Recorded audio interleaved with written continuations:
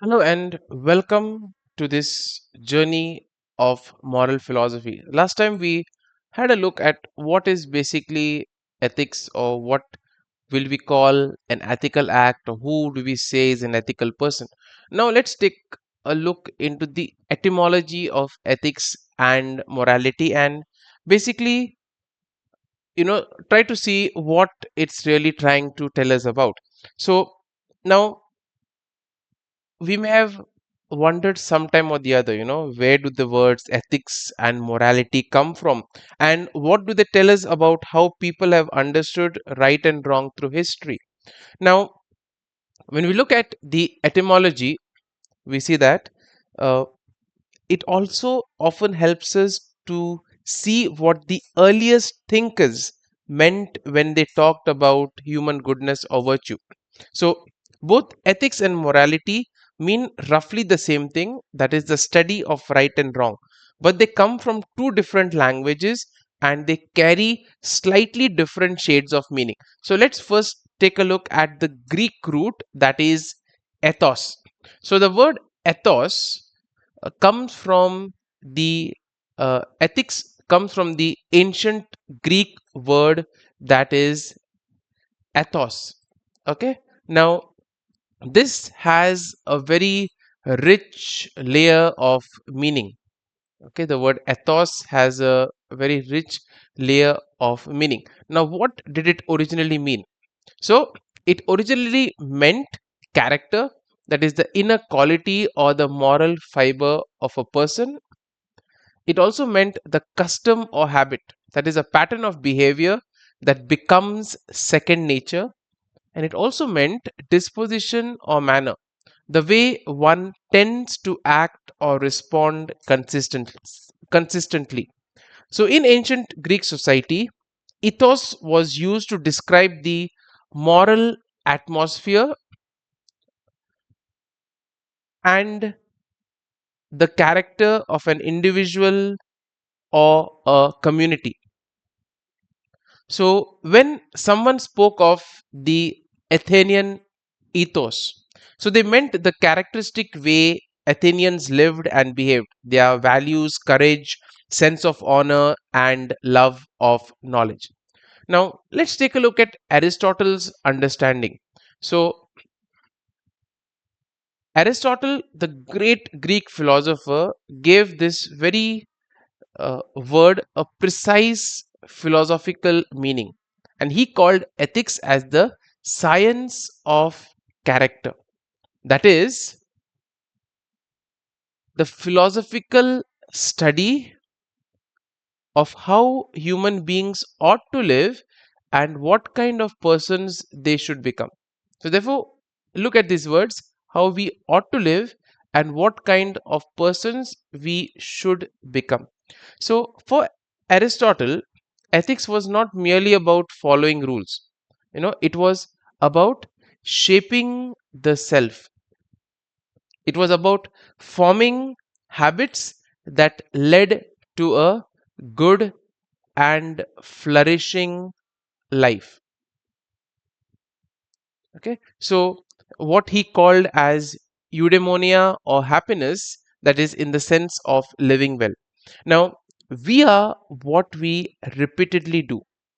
Therefore, excellence, when we speak of it, is not an act but an habit, according to Aristotle.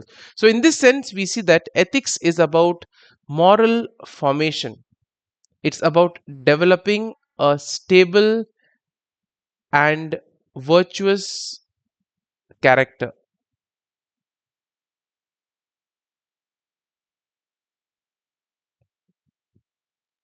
Now, imagine a student who always tells the truth, even when it is uncomfortable or costly. At first, it may take courage, but over time, we see that honesty becomes a habit. It feels natural to tell the truth. And therefore, gradually, honesty is no longer something that the student does occasionally, it becomes part of who they are. This is their ethos, that is, their moral character.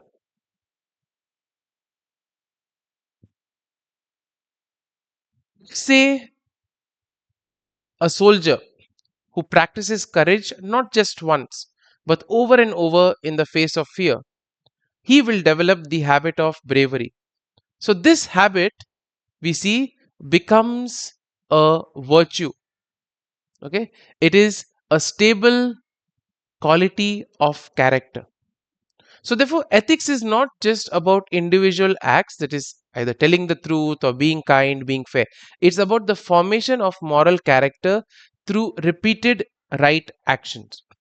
So, thus, ethics in its Greek origin basically would refer to a lifelong practice. It refers to the inner life of the person, the cultivation of character, virtue, and integrity. So, therefore, it answers the question, what kind of a person should I become? That is why we see that ethics is both philosophical as well as personal. It involves reasoning about good and evil, but also about living out those insights daily. Now, let's come to the word moral, which basically comes from the Latin root moralis, okay, which means custom, conduct, manner. So, the Latin noun mors, which is plural of mors, if you have done Latin, a bit of basic Latin, you will basically be able to make sense of this. So, the Latin noun mors means customs or traditions. So, that is the accepted social behaviors that a community considers proper. So, when Romans translated Greek ethical philosophy into Latin, they used moralis to mean relating to customs or manners. Hence, morality refers to the actual practice of human behavior according to the accepted norms of society. Okay. For example, in some cultures, greeting elders by bowing is considered respectful and moral. In others, looking them in the eye shows honesty and respect. Now, these are moral customs. Why? Because they express what a society believes to be right or proper behavior. Similarly, helping a stranger in distress is universally seen as moral, but the way of helping, that is through words, gifts, or hospitality, might differ across various cultures. So, thus, morality often refers to the actual way people live out ethical principles within social and cultural context. So, if ethics is the study of what is right, morality is how the rightness is practiced in our day to day life. So, ethics will basically ask, why should I be honest? Morality will show this is how honesty looks in action. So, now let's come to a distinction between ethics and morality. So, although these two terms are related and although they are often used interchangeably, in philosophy we basically make a distinction between the two. So, first and foremost, we know that the distinction comes from the origin. One has a Greek origin, comes from the Greek word ethos, whereas the other comes from the Latin noun moralis, which means custom. Ethics is concerned with the character formation and principles, while morality is concerned with behavior and social norms. Ethics is theoretical and reflective.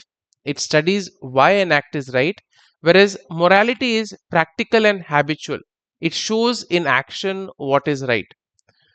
Ethics is a science or it's a philosophy of human conduct, whereas morality is the practice or custom of that good conduct.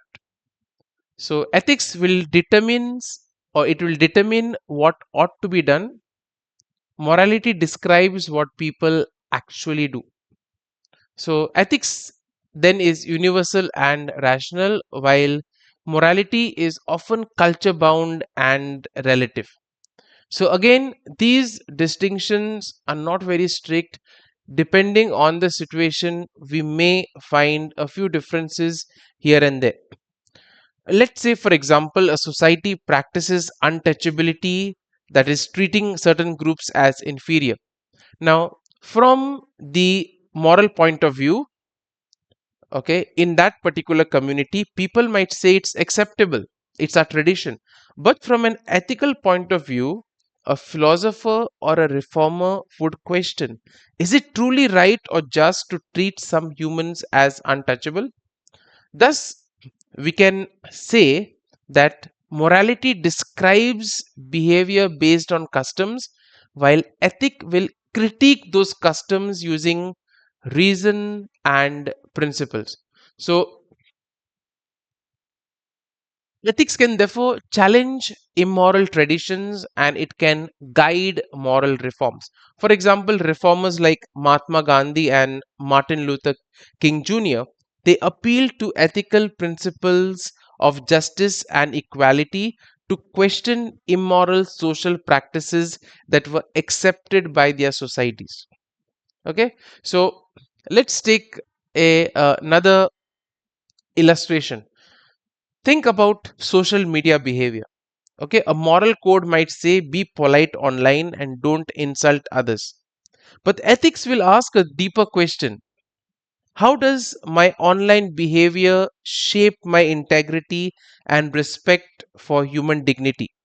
So, we see that ethics goes beyond rules, it examines the meaning and the values behind our actions. So, just to summarize, we can basically say that ethics looks inward towards the formation of character, that is, the intentions and the principles that guide our choices, whereas morality will look outward, okay, towards the practice of those principles in daily life. So, in other words, we can basically say that it is ethics that basically provides the reason while morality provides the expression.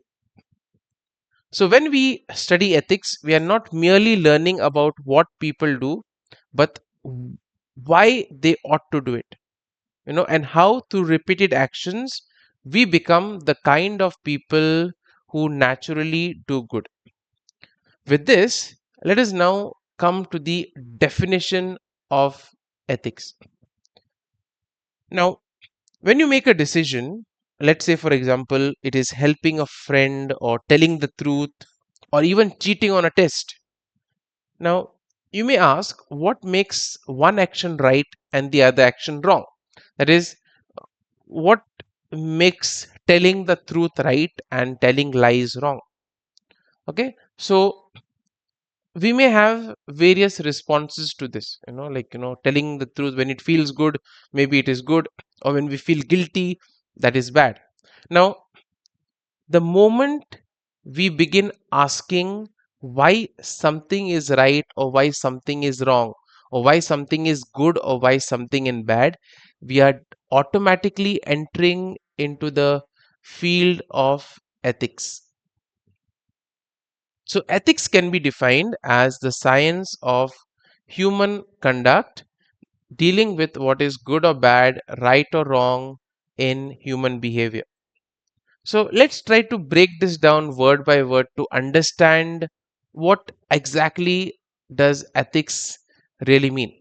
So let's take the first word, science. Okay. So ethics is called a science because it is a systematic study.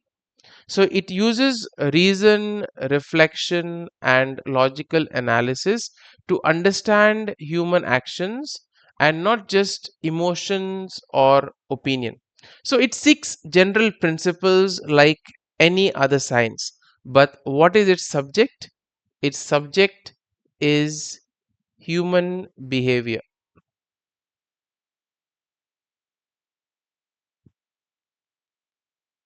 Let's say, for example, just as physics studies motion and biology studies life, ethics studies moral action. Why we consider some acts good and others as bad. Now, let's come to the next word, human conduct. So, now ethics is concerned with voluntary human actions, that is, actions that involve choice and freedom.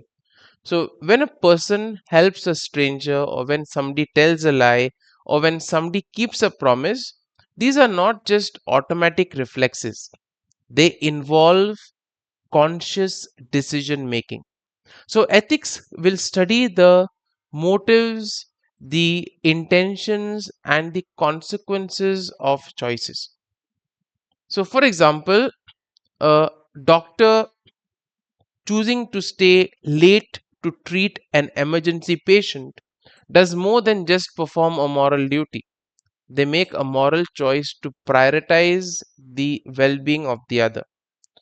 So, therefore, we see that dealing with good or bad, right or wrong, that is something else that we need to see. Every ethical discussion revolves around value judgment. Okay, so good versus bad, right versus wrong. So now ethics will help us to develop the criteria for making such judgments. For example, donating to charity is good, stealing someone's wallet is bad, or lying to someone, okay, or is bad, whereas lying to protect someone, this becomes a complex case. Now this again raises a lot of ethical debate. We can debate one way or the other depending on the situation. Now these examples which we have just seen, like donating to charity or stealing someone's wallet, they help us to see that ethics is not just about labeling action, but it's about understanding that moral reasoning, why we do certain things in such situations. So ethics will basically study four key aspects. First and foremost, it will study human customs and actions, what people do and why.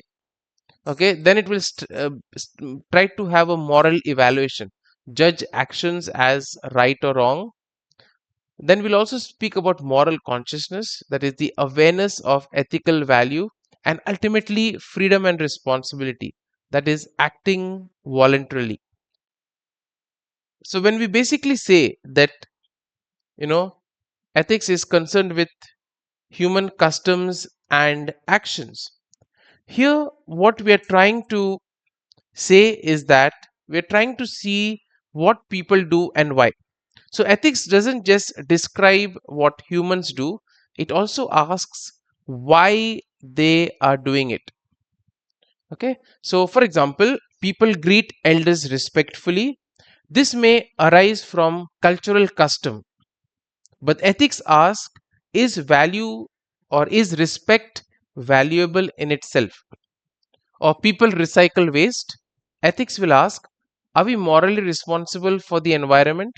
So, therefore, ethics moves from habit to moral reflection. Next is moral evaluation, judging actions as right or wrong. So, every society evaluates actions, okay, but ethics will ask, on what grounds do we call something right or wrong? Like, for example, a student copying answers in an exam is judged wrong, not just because of a rule, but because it violates the whole aspect of fairness. Another example, let's say speaking truth even when it is difficult is right. Why? It is not just socially approved, but it is also morally praiseworthy. Now, this evaluation also helps to form a moral conscience. And therefore, moral consciousness is that awareness of an ethical value. So ethics also studies how humans become aware that their actions have moral significance. For example, if you feel guilty after hurting someone, or if you feel that satisfaction after helping, that inner awareness is moral consciousness. Animals may act instinctively, but humans, we can reflect on our actions. That is what gives ethics its uniquely human character. And ultimately, freedom and responsibility. So, this is a key principle in ethics. Only free actions are morally responsible actions. If you're forced to do something, you are not morally responsible. But when you act freely, you are accountable for whatever choice you make. For example, if someone is threatened at gunpoint to steal, they are not fully responsible. But if someone chooses to cheat for their personal gain, then they bear full responsibility. So, freedom gives ethics its meaning. Without freedom, there is no morality.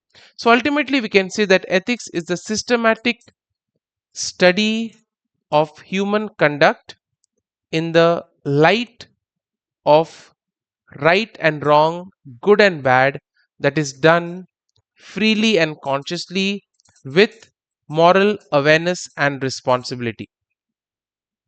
So, therefore, we see that it has to do with action, moral evaluation, moral consciousness, and freedom with responsibility. And ultimately, when we speak about human conduct, we need to tell ourselves that it is about the actions that involve choice and freedom. So, therefore, it will study the motives, intentions, and the consequences of the choices that we make in everyday life.